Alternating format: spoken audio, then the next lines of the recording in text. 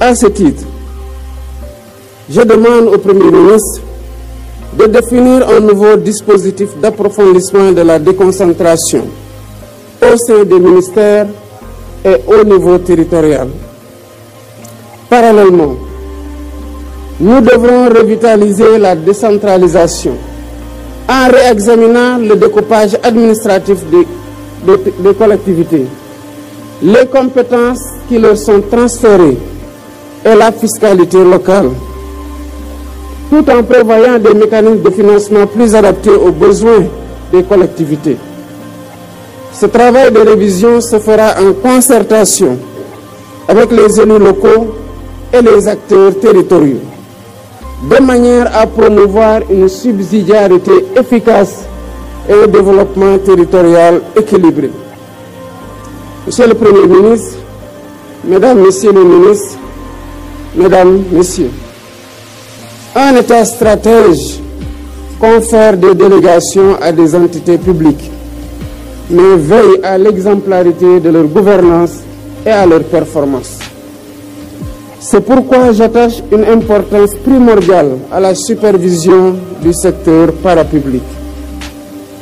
Je demande au Premier ministre d'assurer l'application rigoureuse de la loi d'orientation du 19 avril 2022 relative au secteur parapublic, qui vise à mieux cerner le portefeuille de l'État, à maîtriser la gestion des ressources publiques et à vérifier la pertinence des interventions du secteur parapublic. Je rappelle l'exigence pour les organes délibérants et exécutifs des entités du secteur parapublic de s'en tenir strictement à leurs prérogatives. À ce titre, je demande au conseil d'administration et aux directions générales de soumettre sans exception leur choix stratégique au ministère compétent grâce à la tenue systématique de pré-conseils. Les comptes rendus de ces réunions seront communiqués en détail au président de la République et au Premier ministre. Il en va de même pour les décisions de recrutement et de rémunération. Celles-ci feront l'objet d'un encadrement réglementaire strict. Au demeurant, au terme de 9 mois d'exercice du pouvoir, les constats sont alarmants. Nous faisons face à un État contraint, dont les marges de manœuvre budgétaires et financières n'existent quasiment plus.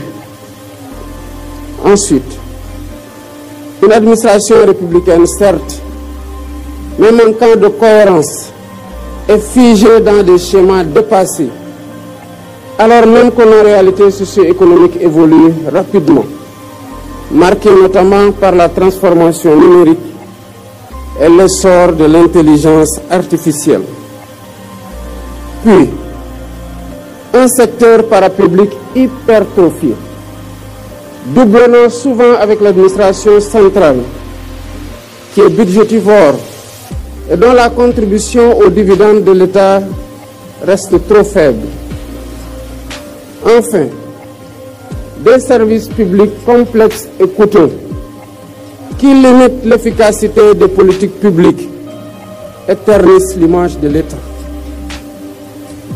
Dès lors, il est impératif de refonder notre administration pour la rendre plus moderne, plus proche des citoyens et plus efficiente dans ses missions.